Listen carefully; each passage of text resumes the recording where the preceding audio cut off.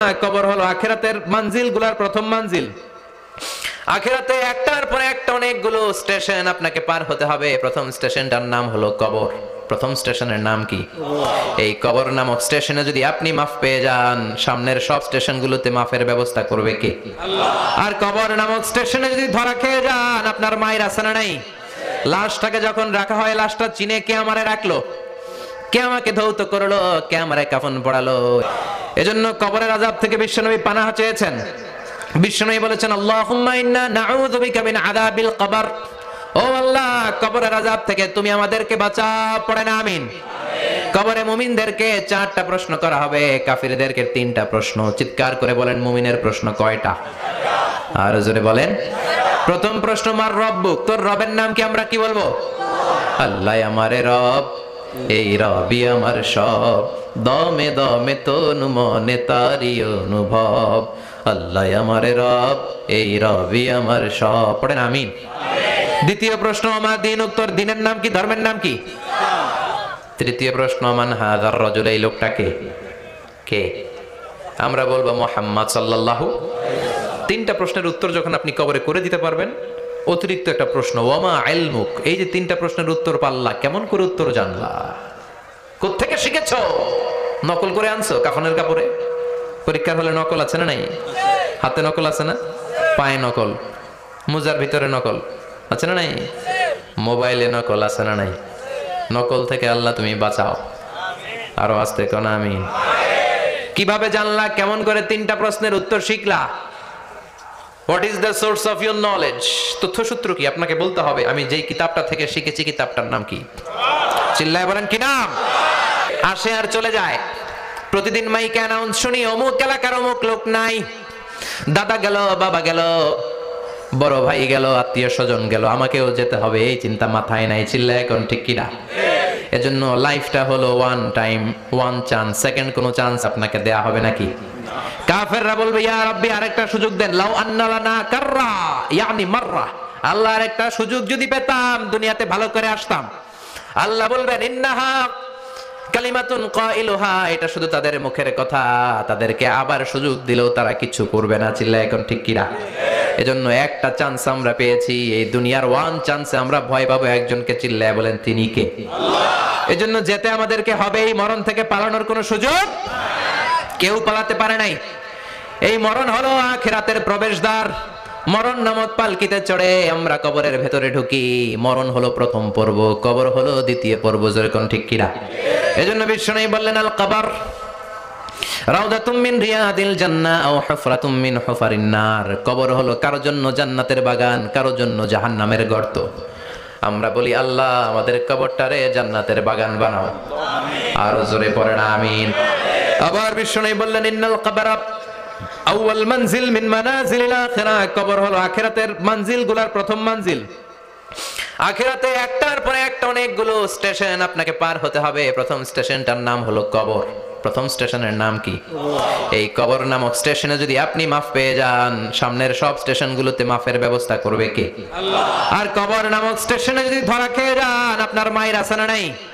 লাশটাকে যখন রাখা হয়, লাশটা চিনে কে আমারে রাখলো, কে আমাকে ধৌত করলো, কে আমারে কাফন পড়ালো। এজন্য বিশ্বনবী বলেছেন, মুমূর্ষের সামনে বসে বসে পড়ো, লা ইলাহা ইল্লাল্লাহু মুহাম্মাদুর রাসূলুল্লাহ। লাকিনু মাউতাকুম, লা ইলাহা ইল্লাল্লাহ। মুমূর্ষের সামনে দাঁড়িয়ে দাঁড়িয়ে পড়ো, লা ইলাহা ইল্লাল্লাহ। এই লা ইলাহা হচ্ছে জীবিতদের জন্য কালিমা, আর আমরা মরার পরে এই জিকির করি। ঠিক কি না? আমাদের দেশের অনেক জায়গায় লাশ নিয়ে কবরে যাওয়ার সময় লা ইলাহা পড়ে না। না, এটা আগের জিকির, মরার আগের জিকির। মরার আগে আপনাকে অ্যানাউন্সমেন্ট দিতে হবে, আল্লাহ ছাড়া কোনো ইলাহ নাই, বিশ্বনবী হচ্ছেন শেষ নবী এবং রাসূল। চিল্লায় বলেন, ঠিক কি না? লাশটাকে যখন রেখে দেয়া হয়, বিশ্বনবী যত মানুষকে কবরে রেখেছেন, তারপরে দাঁড়িয়েছেন আর বলেছেন, ইস্তাগফিরু লিআখিকুম, তোমার ভাইদের জন্য তোমরা দোয়া করো। ফা ইন্নাহুল আনা ইউসআল, এখনই তাকে কবরে সওয়াল করা হবে। কবরে প্রশ্ন আছে না নাই? কথা বলেন। বিশ্বনবী খাদিজাতুল কুবরা, ওনার প্রথম স্ত্রী খাদিজাতুল কুবরা তাহেরাকে কবরের মধ্যে রেখে দিয়ে কাঁদতে শুরু করলেন। চোখের পানি ছেড়ে অনেক দোয়া করলেন। দোয়া শেষে সব সাহাবারা ঘরে ফিরে যায়, বিশ্বনবী যায় না। সাইয়েদনা আবু বকর বললেন, ও নবী চলেন ঘরে যাই। অনেক তো দোয়া করলেন, বিশ্বনবী বললেন আবু বকর তুমি যাও, আমি যাব না। এইটা সাধারণ মহিলা না, এটা বিপদের দিনের সঙ্গিনী খাদিজা। মক্কায় যখন আমার কেউ ছিল না, খাদিজা আমারে ভুলে নাই। 3 বছর কাফিররা আমাকে জেলখানায় বন্দি রেখেছে, নাম শিয়াবে আবি তালেবের জেলখানা। আমার স্ত্রী ওই জেলখানার জীবনেও আমারে ছাড়ে নাই, আমার সাথে 3 বছর খাদিজাও জেল খেটেছে। এই একটাই মহিলা, যেই মহিলাকে আল্লাহ আরশের উপর থেকে সালাম দিয়েছে, মহিলাটার নাম খাদিজা। আল্লাহু আকবার। আমার সব সন্তান আল্লাহ খাদিজার পেট থেকে দিয়েছে।